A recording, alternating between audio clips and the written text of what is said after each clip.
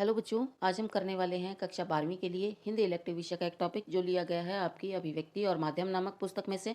और टॉपिक का नाम है विशेष लेखन, स्वरूप और प्रकार।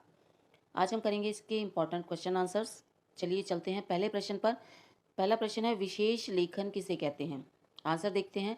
जन संचार माध्यमों में समाचारों के अतिरिक्त भी कई प्रकार के लेख होते हैं जो विभिन्न विषयों पर लिखे जाते हैं।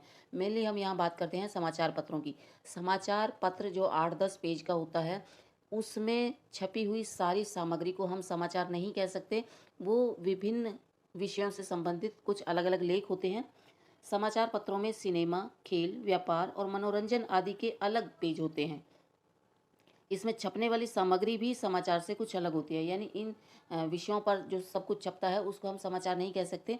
वो सामग्री समाचार से कुछ अलग है। इनकी भाषा और शैली भी अलग होती है। इसी को हम विशेष लेखन कहते हैं। विशेष लेखन का अर्थ है किसी विषय पर सामान्य से हटकर किया गया लेखन। सरल शब्दों में अगर हम कहें तो कोई विषय विशेषज्ञ अगर है, यानी कोई एक्सपर्ट है और वो किसी टॉपिक पर सामान्य से हटकर और सामान्य से बढ़कर अगर कुछ लिखता है तो उसे हम विशेष लेखन कहते हैं। कोई एक्सपर्ट किसी टॉपिक के बारे में लिखे, कुछ ऐसा लिखे जिसकी जानकारी एक आम पत्रकार के पास ना हो, कुछ स्पेशल वो लिखे, तो उसको हम विशेष लेखन कह सकते हैं। अगला प्रश्न देखते हैं। दूसरा प्रश्न बहुत इंपॉर्टेंट है, बीट किसे कहते हैं? आंसर देखते हैं। समाचार पत्रों में कई प्रकार के समाचार होते हैं, जैसा हमने पिछले प्रश्न में जाना, जैसे राजनीतिक, आर्थिक, खेल, फिल्म और अपराध आदि से संबंधित। ये कुछ टॉपिक हैं जिनसे रिलेटेड कुछ चीज़ें अखबार में छपती रहती हैं। कौन सा पत्रकार किस प्रकार का समाचार लिखेगा, यह उनकी योग्यता और रुचि के अनुसार निर्धारित होता है। यानी एक समाचार पत्र में बहुत सारे पत्रकार काम करते हैं और बहुत सारे टॉपिक उनको कवर करने होते हैं। तो कौन सा व्यक्ति कौन सा काम करेगा, किसको कौन सा टॉपिक दिया जाना है, ये कैसे डिसाइड होगा? उस व्यक्ति की रुचि के अनुसार और उसकी योग्यता के अनुसार। इसी योग्यता और रुचि को मीडिया की भाषा में बीट कहते हैं। यानी यदि किसी पत्रकार की रुचि खेल में है तो उसे खेल की खबरों की रिपोर्टिंग का अवसर मिल सकता है। खेल के बारे में यदि किसी पत्रकार की बहुत ज़्यादा अच्छी नॉलेज है तो उसको जनरली मतलब बोल दिया जाता है कि तुम जो है खेल से संबंधित रिपोर्टिंग या वहाँ की खबरें तुम कवर करोगे। इसे सरल भाषा में हम कहेंगे कि इस पत्रकार की बीट खेल है। अगला प्रश्न देखते हैं, बीट रिपोर्टिंग सामान्य रिपोर्टिंग से किस प्रकार अलग है? आंसर देखते हैं। बीट रिपोर्टिंग के लिए बीट रिपोर्टर को विशेष तैयारी करनी पड़ती है, क्योंकि जैसा हमने बताया कि वो समाचार से थोड़ा सा अलग हट करके है, थोड़ा आगे बढ़ करके है। उसे कोई भी समाचार सामान्य समाचार से थोड़ा सा आगे बढ़कर लिखना पड़ता है। जैसे किसी पत्रकार की बीट राजनीतिक है तो उसे राजनीतिक पार्टी के बारे में, उनके इतिहास के बारे में, पार्टी में अभी क्या चल रहा है उसके बारे में सारी जानकारी होनी चाहिए। यानी अगर कोई पॉलिटिक्स की खबरें कवर करता है तो उसे जिस पार्टी की वो खबरें कवर करने जा रहा है उस पार्टी का इतिहास, उसके बारे में और उसके लोगों के बारे में, उसका क्या एजेंडा रहा है, उन चीज़ों के बारे में सामान्य से हटकर कुछ अलग जानकारी होनी चाहिए। पत्रकार के पास समाचार प्राप्त करने के नए नए स्रोत होने चाहिए। किसी भी खबर को छापने से पहले उस समाचार की पुष्टि कई तरीकों से करनी चाहिए। यानी नई खबर छापने के चक्कर में कहीं ऐसा ना हो कि कुछ गलत छप जाए, तो उस खबर की पुष्टि करनी पड़ती है उस पत्रकार को। जब पत्रकार अधिक से अधिक समय अपने क्षेत्र के बारे में उसकी हर छोटी बड़ी जानकारी को इकट्ठा करके बिताता है, तभी वह उसके बारे में विशेषज्ञता प्राप्त कर सकता है और उसकी विशेष रिपोर्ट जो है विश्वसनीय मानी जाती है। तो इस प्रकार ये बीट रिपोर्टिंग जो है सामान्य रिपोर्टिंग से अलग है। उसको आगे बढ़ करके कुछ लिखना पड़ता है, उसको कुछ एक्स्ट्रा एफर्ट्स डालने पड़ते हैं, कुछ ज़्यादा मेहनत करनी पड़ती है किसी भी समाचार को लिखने के लिए, और वो खबर विश्वसनीय हो इस बात का भी उसे पूरा ध्यान रखना पड़ता है। अगला प्रश्न देखते हैं, बीट रिपोर्टिंग और विशेष रिपोर्टिंग में क्या अंतर है? आंसर देखते हैं। बीट रिपोर्टिंग के लिए संवाददाता को अपने क्षेत्र में रुचि और जानकारी होना काफ़ी है, क्योंकि उसे अपनी बीट से जुड़े समाचार ही लिखने होते हैं। बीट रिपोर्टर को एक ऐसा समाचार लिखना होता है जिसमें सारे तथ्य हों, सारी आवश्यक आवश्यक सूचनाएं हों, नई नई जानकारियां शामिल हों। लेकिन विशेष रिपोर्टिंग का क्या मतलब है? सामान्य खबरों से आगे जा करके उस विषय से जुड़ी घटनाओं का विश्लेषण करके कोई लेख लिखना। विशेष लेखन में पत्रकार किसी घटना की तह तक जाने का प्रयास करता है, उसके कारणों को जानने का प्रयास करता है और उसके बाद उसका पूरा विश्लेषण करके उस समाचार को लिखता है। मान लो इसको हम एक उदाहरण के द्वारा समझें कि बीट रिपोर्टिंग और विशेष रिपोर्टिंग में क्या अंतर है। तो किसी पत्रकार की हम मान लो उदाहरण लें कि एक पत्रकार की बीट जो है अपराध है, वो क्राइम से रिलेटेड खबरें लिखता है। तो किसी दूसरे पत्रकार की अपेक्षा उसके पास ज़्यादा नॉलेज होती है ऐसी खबरों को कवर करने की, कि कहाँ से सबूत मिलेगा, किसके पीछे उसको लगना है, कहाँ से खबरें निकलवानी है। तो इस तरीके की योग्यता उसके अंदर होती है। लेकिन अगर कोई मान लो बड़ा क्राइम हुआ है, तो उस बड़े क्राइम की पूरी गहरी छानबीन करके, बहुत सारे सोर्सों से पता करके और उसकी एक विशेष डिटेल्ड रिपोर्ट बनाना, वो विशेष रिपोर्टिंग कहलाएगा। तो विशेष रिपोर्टिंग बीट रिपोर्टिंग से भी एक कदम आगे की रिपोर्टिंग है। अगला प्रश्न देखते हैं, विशेष लेखन के लिए किसी पत्रकार में क्या गुण होने चाहिए, क्या योग्यताएं उसके पास होनी चाहिए कि वो किसी विशेष लेखन को कर सके। विशेष लेखन के अंतर्गत केवल समाचार नहीं होते, अपितु फीचर, टिप्पणी, साक्षात्कार, लेख और स्तंभ लेख भी होते हैं। केवल नॉर्मल एक समाचार लिखना विशेष लेखन में नहीं आता, उसके अतिरिक्त बहुत सारी चीज़ें हैं जो विशेष लेखन में आती हैं। विशेष लेखन किसी भी प्रकार का पत्रकार कर सकता है। यानी जो हमने 3 प्रकार के पत्रकार पढ़े थे कि एक रेगुलर है, एक पार्ट टाइम है और एक फ्रीलांसर है, तो कोई भी पत्रकार विशेष लेखन कर सकता है।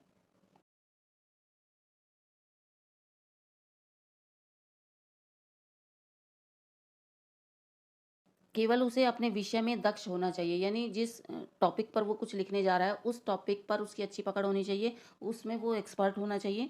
विशेष लेखन करने के लिए सबसे ज़रूरी बात है उस विषय में पत्रकार की जानकारी अधिक से अधिक हो, औरों से अधिक उसके पास जानकारी हो। तब अगर वो रिपोर्ट लिखेगा तो नॉर्मल पत्रकार से हट करके उसकी रिपोर्ट मानी जाएगी, तब उस रिपोर्ट को विशेष रिपोर्ट हम कहेंगे। उसकी ताज़ा सूचनाएं पत्रकार के पास हों, वो लगातार उनके बारे में पढ़ता हो, नई नई जानकारियाँ इकट्ठा करता हो और उस क्षेत्र के लोगों से लगातार मिलने में पत्रकार की रुचि हो। यानी किसी एक सब्जेक्ट से उसे बहुत अधिक लगाव है, मान लो क्राइम है, मान लो खेल है, मान लो व्यापार है, तो किसी एक टॉपिक पर से अगर किसी पत्रकार को बहुत ज़्यादा लगाव है और उसके बारे में वो दिन रात नई नई जानकारियाँ हासिल करता रहता है, पढ़ता रहता है, नई नई सूचनाएं बाकी लोगों से ज़्यादा उसके पास हैं, तो वो अपने टॉपिक से रिलेटेड जो भी लिखेगा वो सामान्य पत्रकार से कुछ ज़्यादा ही होगा, उस इसलिए उसको हम विशेष लेखन कहेंगे।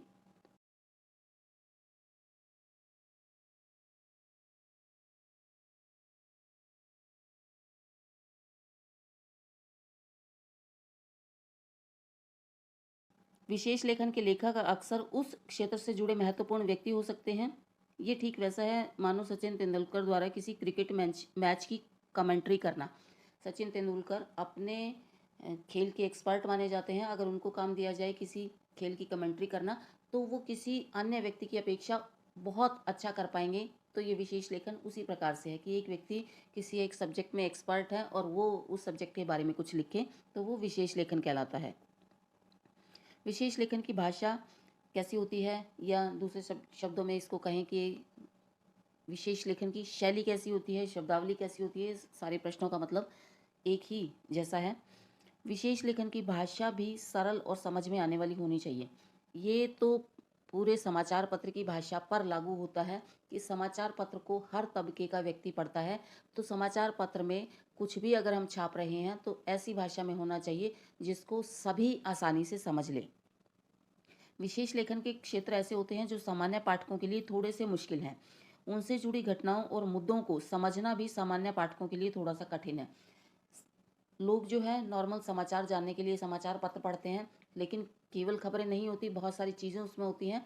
तो बाकी चीज़ों को भी उसी तरीके से लिखना कि एक सामान्य व्यक्ति भी उनको समझ ले, ये एक उनके लिए चुनौती होता है। इसलिए इन क्षेत्रों में विशेष लेखन की आवश्यकता पड़ती है कि कोई सब्जेक्ट एक्सपर्ट अगर उसे लिखेगा तो वो उतने अच्छे तरीके से उस टॉपिक को समझा करके लिखेगा कि एक आम आदमी भी पूरा नहीं तो एक बेसिक नॉलेज उस विषय के बारे में प्राप्त कर ले। विशेष लेखक की सबसे बड़ी चुनौती ये है कि उसे अपनी बात सामान्य पाठकों को भी समझानी पड़ती है। हर क्षेत्र से एक विशेष शब्दावली जुड़ी होती है। हर एक टॉपिक से रिलेटेड कुछ कीवर्ड्स होते हैं, कुछ ऐसे शब्द होते हैं जो बाकी बोलचाल की भाषा में प्रयोग नहीं किए जाते। तो उस विशेष शब्दावली का उसको ज्ञान होना चाहिए जो उसके लिए रिपोर्ट लिख रहा है, और यह ज्ञान उसे अपने पाठकों तक भी पहुंचाना है, लेकिन सरल भाषा में। तो कैसी भाषा होनी चाहिए? सरल होनी चाहिए, और ऐसी भाषा होनी चाहिए कि मुश्किल विषय को भी सरलता से वो पाठकों तक पहुंचा सके। अगला प्रश्न देखते हैं, पत्रकारीय लेखन में सूचनाओं के विभिन्न स्रोत क्या होते हैं? कि किन किन सोर्सेज से हमें सूचनाएं मिलती हैं, पत्रकार किन किन चीज़ों से अपनी सूचनाएं इकट्ठा करते हैं, कैसे वो समाचार बनाते हैं। आंसर देख, इसके अतिरिक्त सूचनाओं के कुछ अन्य स्रोत भी होते हैं, जैसे मंत्रालय के सूत्र, यानी कोई डिपार्टमेंट है वो खुद से आकर के कुछ बताए कि ऐसा चल रहा है या हम ऐसा करने वाले हैं। मान लो सीबीएसई से जुड़ी, सीबीएसई डिक्लेयर करता है कि इस टाइम पेपर होंगे, इस टाइम रिजल्ट आएगा, तो वो ये वाली चीज़ें जो है अखबारों में टाइम टू टाइम छपवाते रहते हैं। तो ये मंत्रालय के सूत्र हो गए। प्रेस कॉन्फ्रेंस मंत्रालय करते रहते हैं, डिपार्टमेंट प्रेस कॉन्फ्रेंस करते हैं कि ये सूचना जो है आम जनता तक पहुंचाई जानी चाहिए अखबारों के माध्यम से, विज्ञप्तियों के माध्यम से, तो वो प्रेस कॉन्फ्रेंस करते हैं। साक्षात्कार, आपने देखा होगा टीवी में रिपोर्टर जो है अपना माइक लेकर के आगे पीछे लोगों के घूमते रहते हैं, उनका साक्षात्कार करने के लिए, उनका इंटरव्यू लेने के लिए, उनसे कुछ चीज़ें उगलवाने के लिए, उनसे कुछ पूछने के लिए। तो साक्षात्कार पर बहुत सारी जानकारियाँ आधारित होती हैं। सर्वे और जांच समितियों की रिपोर्ट, कुछ लोग जो हैं सर्वे करते हैं, बहुत सारे लोगों से मिलकर के कोई डाटा इकट्ठा करने की कोशिश करते हैं और फिर जो है उसको एक विशेष रिपोर्ट की शक्ल देते हैं। किसी विशेष क्षेत्र में सक्रिय संस्थाएं, कुछ एनजीओज वगैरह काम कर रही होते हैं या कुछ और संस्थाएं किसी एक फील्ड में काम कर रही होती हैं, तो उन संस्थाओं का डाटा, कुछ विशेष व्यक्ति, इंटरनेट, अन्य संचार माध्यम, स्थायी अध्ययन प्रक्रिया आदि, ये सारी चीज़ें जो हैं सूचनाओं को इकट्ठा करने के स्रोत हैं। पत्रकार इन माध्यमों से अपनी सूचनाएं इकट्ठा करते हैं और अपने समाचारों को और अपनी रिपोर्ट्स को बनाते हैं। अगला क्वेश्चन देखते हैं, पत्रकारिता के लिए विशेष लेखन में विशेषज्ञता कैसे हासिल की जाती है? यानी जो हम बात कर रहे हैं, जिस टॉपिक पर हम बात कर रहे हैं विशेष लेखन, तो उस विशेष लेखन के लिए विशेषज्ञ कैसे बना जाता है, कैसे हम अपने सब्जेक्ट में एक्सपर्ट बन सकते हैं? तो बहुत सारे इसमें पॉइंट है, एक एक करके देखते हैं। आजकल सभी विषयों के ज्ञान के बजाय एक विषय में विशेषज्ञता को ज़्यादा महत्व दिया जाता है। यानी एक पत्रकार है, वो हर तरीके की खबरें छापे तो वो उतनी अच्छी खबरें नहीं बना पाएगा, उतने अच्छे लेख वो नहीं लिख पाएगा। इससे अच्छा है कि एक व्यक्ति अपने फील्ड में काम करे, एक विषय में वो विशेषज्ञ बने। इस बात पर आजकल ज़्यादा फोकस किया जाता है कि एक सब्जेक्ट को चूज़ करे और उसमें वो एक्सपर्ट बने। इस विशेषज्ञता को प्राप्त करने के उपाय निम्नलिखित हैं, जो उसमें आपकी बुक में बताया गया है कि कैसे अपने विषय में विशेषज्ञ बन सकते हैं, किन किन बातों का ध्यान रखना है, कैसे कैसे मेहनत करनी है, वो ये पॉइंट हैं। जिस भी विषय में विशेषज्ञता प्राप्त करनी है उसमें व्यक्ति की रुचि होनी चाहिए। सबसे मेन बात कि अगर रुचि होगी तो व्यक्ति मन लगा करके काम कर पाएगा। तो सबसे पहले उस विषय में रुचि होनी चाहिए। जिस विषय में विशेषज्ञता करनी है उस विषय की उच्च स्तर की पढ़ाई भी करनी चाहिए। दूसरा मेन पॉइंट ये हो सकता है कि रुचि है और उसी फील्ड में आगे जाना है, तो उसी फील्ड से जुड़ी हुई उच्च स्तर की वो पढ़ाई कर सकता है, तो उसमें विशेषज्ञता हासिल उसको हो जाएगी। अपने विषय से संबंधित पुस्तकों को नियमित रूप से पढ़ना, पढ़ना केवल डिग्री हासिल करने के लिए नहीं होता। अगर उसको लगातार लिखते रहना है तो अपने आप को निखारने के लिए, अपना ज्ञान बढ़ाने के लिए लगातार नई नई पुस्तकें नियमित रूप से उसको पढ़नी पड़ती हैं। विशेष लेखन के लिए लोगों को स्वयं को अपडेट रखना बहुत ज़रूरी है। कोई क्राइम रिपोर्टर है या कोई राजनीतिक खबरों को इकट्ठा करता है, तो उसको पता होना चाहिए अपने आपको उसे अपडेट रखना पड़ता है। ऐसा ना हो कि खबरें छपे हुए समाचार पत्र में 2 दिन हो गए और अब जाकर के पत्रकार को पता लग रहा है कि ये चीज़ें भी घट चुकी हैं। तो इन चीज़ों के लिए पत्रकारिता में कोई जगह नहीं है।